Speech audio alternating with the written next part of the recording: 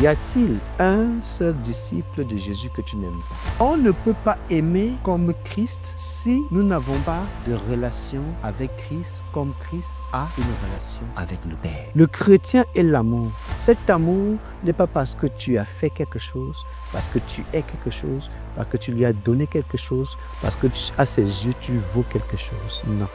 C'est tout simplement basé sur l'amour de Christ en lui qui s'exprime et qui s'écoule de lui vers toi, sans rien attendre, sans rien espérer, sans rien manipuler, sans rien suggérer ou vouloir.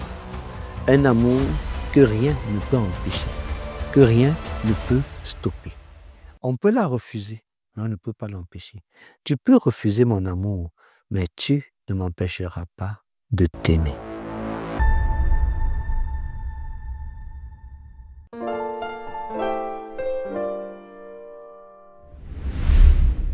Mon quotidien avec Christ.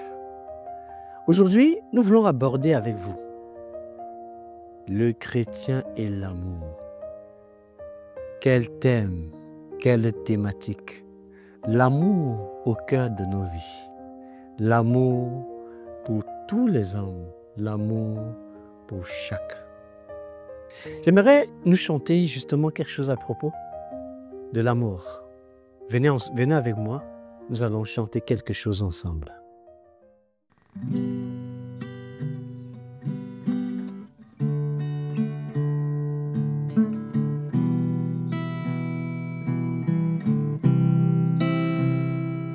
Aimez-vous pour les uns les autres. Aimez-vous les uns les autres, comme je vous ai aimé, comme je vous ai aimé. Aimez-vous les uns les autres, comme je vous ai aimé, comme je vous ai aimé. Pardonnez-vous les uns les autres, comme le Père vous pardonne, comme le Père vous pardonne. Aimez-vous, pardonnez-vous, aimez-vous, pardonnez-vous, comme le Père vous aime et vous pardonne, comme le Père vous aime et vous pardonne. Dans les propos de ce chant, deux mots apparaissent et ressortent. Vous l'avez constaté avec nous. Nous ne pouvons parler de l'amour sans parler de l'amour avec le grand A, que j'appelle l'amour commençant par P, qui est le pardon. Regardons ce que Jésus nous présente pour le chrétien lorsqu'il s'agit de parler de l'amour. Le thème, le chrétien et l'amour, est un thème tellement vaste que nous avons réfléchi, médité et surtout prié pour savoir sur quel angle et sur quel axe l'aborder.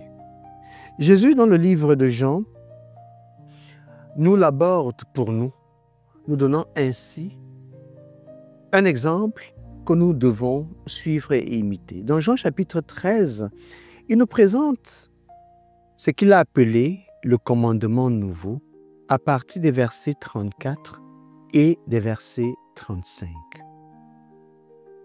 Mes petits enfants, je suis pour un peu de temps encore avec vous. Vous me chercherez et, comme j'ai dit aux Juifs, vous ne pouvez venir où je vais. Je vous le dis maintenant. Alors, quand on voit l'introduction, les préludes, en lisant ce verset, on peut deviner la suite. On ressent beaucoup d'émotions dans la voix, dans la vie, dans le cœur de Jésus.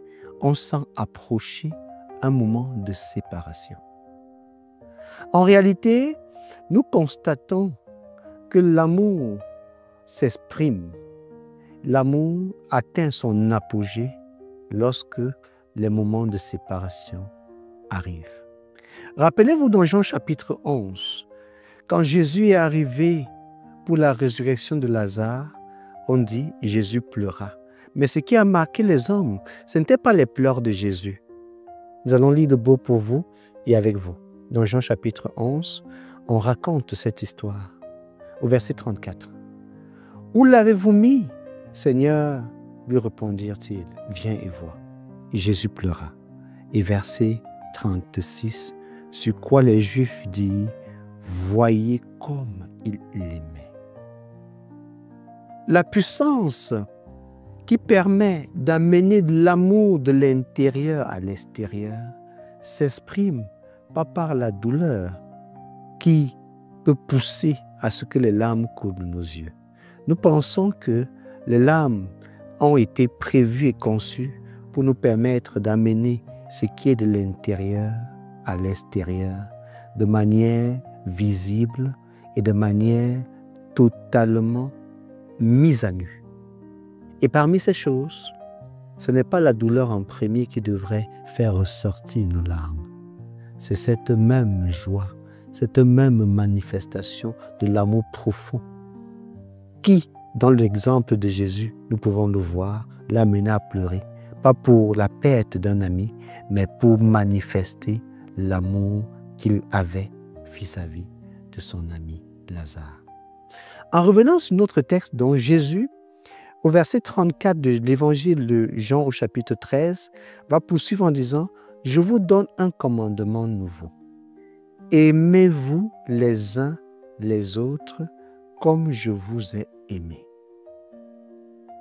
Ensuite, il continue et il nous dit « Vous aussi aimez-vous les uns les autres. À ceci, tous connaîtront que vous êtes mes disciples si vous avez de l'amour les uns pour les autres. » Ayant lu, médité sur ce verset, il nous a paru le passage idoine si nous voulons parler du chrétien et l'amour. Qu'est-ce que Jésus a dit à ses disciples en ce qui concerne l'amour? Nous avons donc puisé beaucoup d'éléments que nous voulons prendre le temps de partager avec vous. La première chose que nous voyons, et nous allons prendre le soin d'essayer d'être le plus fidèlement avec vous pour restituer ce que nous avons tiré de ces moments. Jésus a laissé un standard d'amour et un modèle d'amour à suivre. Aimez-vous les uns les autres comme. Nous avons une question pour toi. Est-ce que tu aimes comme Jésus t'a aimé? À ce propos, dans le livre de 1 Corinthiens au chapitre 13, connu comme étant le chapitre de l'amour, nous pouvons voir les variantes et les facettes et les manifestations de l'amour. Mais dans ce passage de l'épître de 1 Corinthiens au chapitre 13, ce qui est frappant, c'est la fin du chapitre, qui est résumé en 3 mots. Foi, espérance, amour. Et avec cette phrase, et le plus grand des 3, c'est l'amour. L'amour donc restera toujours le plus grand. Jésus donc nous invite à aspirer à ce standard d'excellence et de perfection qui est l'amour. Rappelez-vous, l'amour parfait bannit la crainte. Et l'amour est un lien qui permet de lier les individus, qui permet d'attacher les individus. C'est le lien de la perfection.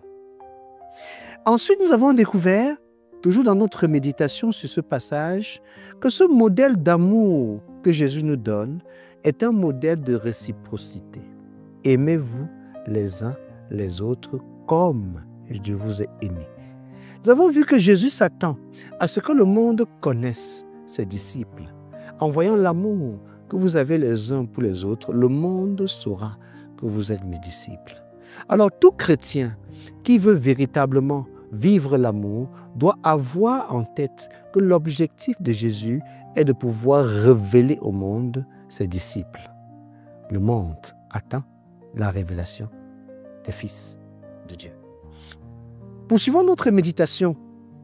Nous avons vu que l'amour entre les disciples est ainsi un élément de visibilité, d'évangélisation, d'affirmation et d'attestation d'identité comme étant disciple de Jésus-Christ. Un disciple donc de Jésus doit obéir au commandement nouveau, le commandement d'amour. Il ne devrait pas avoir un seul disciple que un autre disciple de Jésus n'aime pas. À ce sujet, nous te posons la question. Y a-t-il un seul disciple de Jésus que tu n'aimes pas? Si la réponse est oui, nous t'invitons à la repentance et nous t'invitons à l'amour.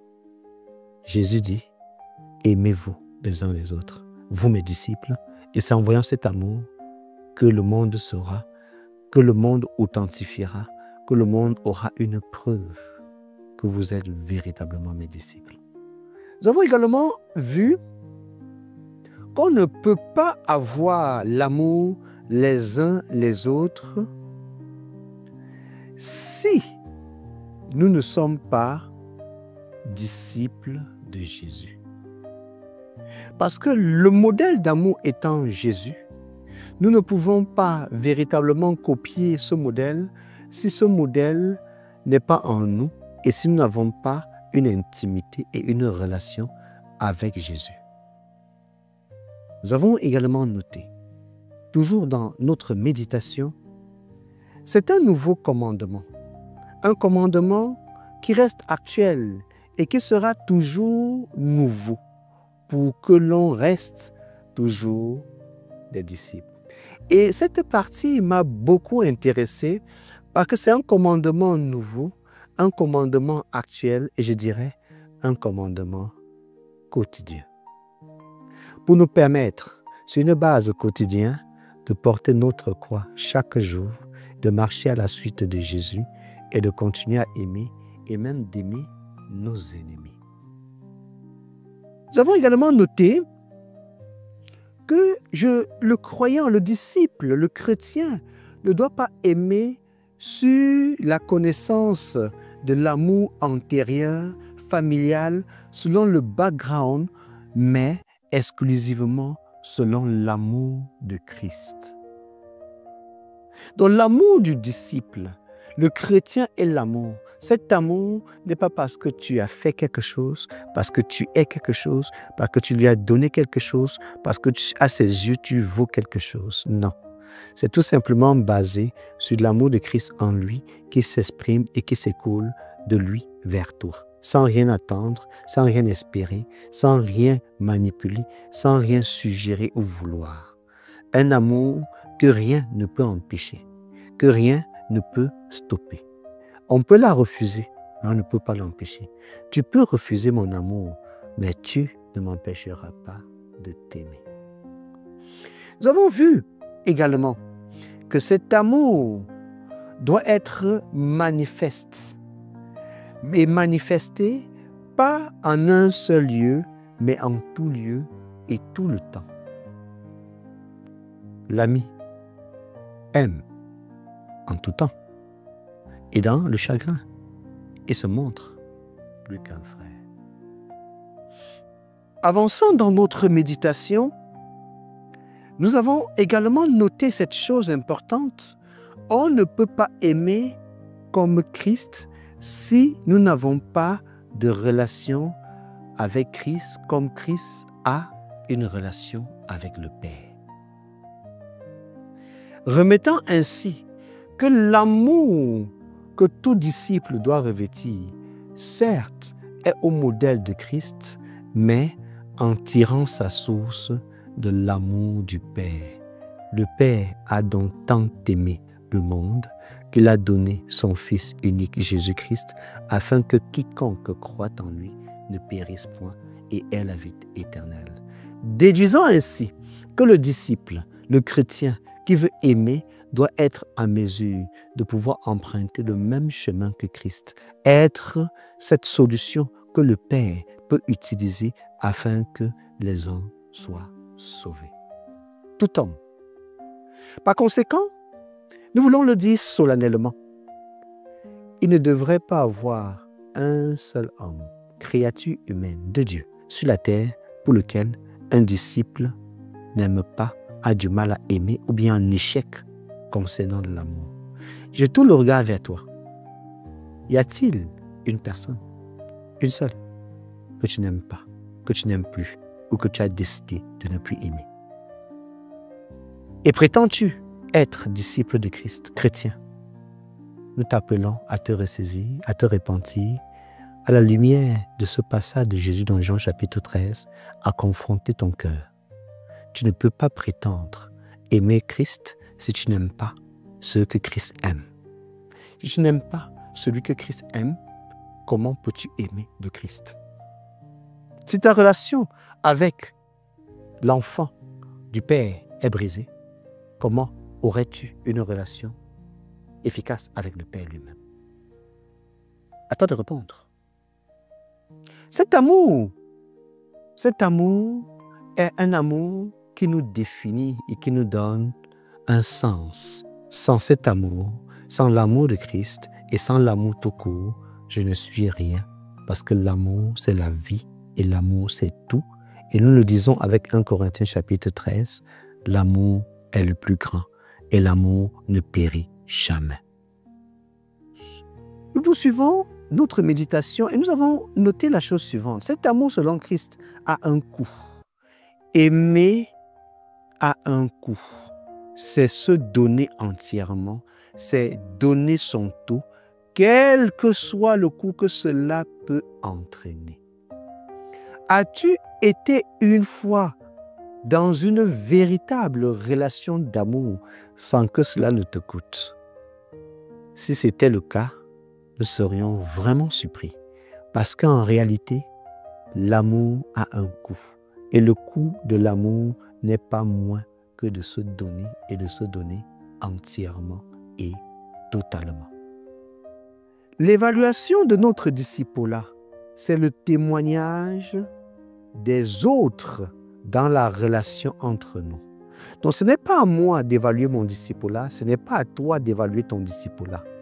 Les autres, en voyant l'amour que nous avons entre nous, vont évaluer notre disciple-là et dire et attester, voici les disciples de Jésus. Poursuivant notre méditation à ce propos aussi, nous avons noté la chose suivante. Nous devons imiter la façon d'aimer de Jésus. Reproduire exactement la façon d'aimer de Jésus dans le fait de la reproduire dans nos vies.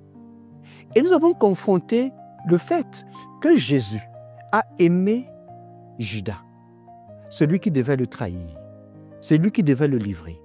Il nous a ainsi donné un exemple comment nous pouvons aimer ceux qui, entre guillemets, ont un objectif, attenter à notre vie, nous livrer. Naturellement, il est difficile d'appliquer ce passage de la Bible qui dit « Aimez vos ennemis ».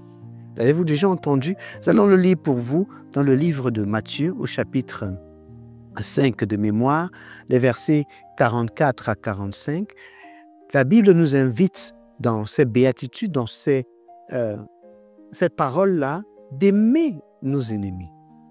Et naturellement, il est difficile d'aimer celui qui ouvertement et manifestement ne t'aime pas, en veut à ta vie. Matthieu chapitre 5, 44 à 45. Je commence à partir du verset 43.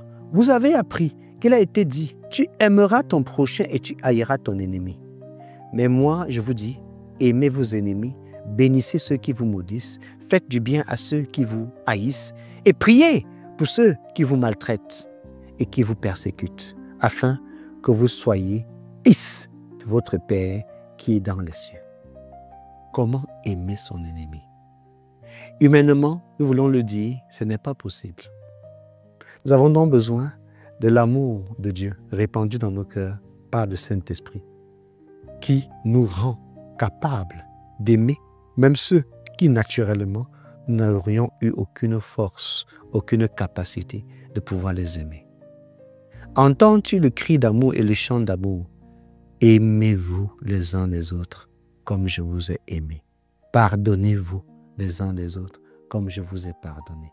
En réalité, le pardon dont apparaît comme étant cette manifestation suprême et la plus élevée possible de l'amour. Dans notre méditation, nous avons noté 2 derniers points que nous tenons à partager avec vous. Un amour inconditionnel pour un amour en dépit de toute chose. C'est donc là où le pardon intervient. Malgré, en dépit de, je t'aime. Tu veux me trahir, tu m'as insulté, tu as mal parlé à mon sujet, tu as sali ma renommée, mais je t'aime. Un amour sans faux fuyant, un amour authentique qui ne varie pas en fonction de la façon qu'on t'a parlé, de la façon qu'on t'a traité, des propos qu'on a dit à ton sujet ou qu'on t'a dit. Un amour qui reste constant. Nous avons vu que dans la vie de Jésus, dans sa démonstration de cet amour et dans ses disciples qu'il avait, ses compagnons qu'il avait, Jean aimait Jésus. Jésus aimait Jean, mais Pierre aimait Jésus. Montrant ainsi les 2 parallèles de l'amour que nous devons retrouver dans la vie de chaque disciple. Il y a l'amour de Dieu pour l'homme, mais il y a l'amour de l'homme pour Dieu. Cet amour de Dieu pour l'homme se manifeste au travers de l'amour de l'homme avec son prochain. Et cet amour de l'homme vis-à-vis de Dieu se manifeste exclusivement au travers d'un mot qui s'appelle l'obéissance. Si vous m'aimez, faites ce que je vous dis. Et ce que je vous dis, c'est aimez-vous les uns les autres. Et pour chuter et conclure sur notre méditation à ce sujet, l'amour de Christ est pratique et pas juste en théorie. Elle n'est pas juste en parole.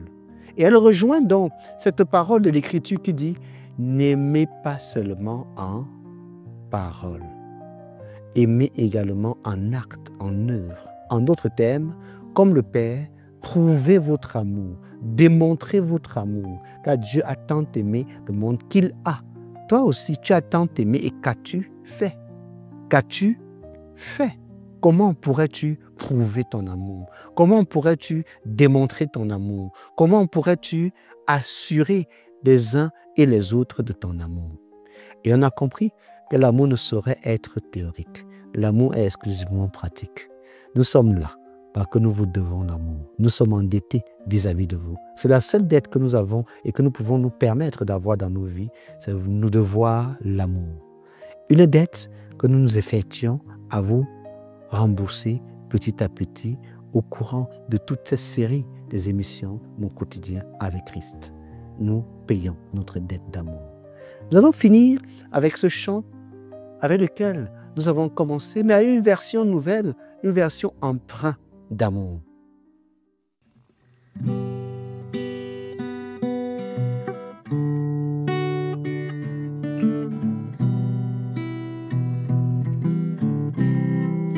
Je vous ai donné un commandement nouveau afin de vous aimer les uns les autres. Je vous ai donné un nouveau commandement, mes frères, afin de vous aimer les uns les autres. Tu aimeras ton frère, même s'il te déteste. Tu aimeras ta sœur, même si elle ne veut plus te voir. Tu aimeras ton prochain aussi comme toi-même. Tu aimeras le voisin et même l'étranger. Aimez-vous, tu aimeras ton prochain, tu aimeras ton semblable, tu aimeras les hommes. Comme tu as été aimé par le Père, par le Dieu de l'univers, le grand roi.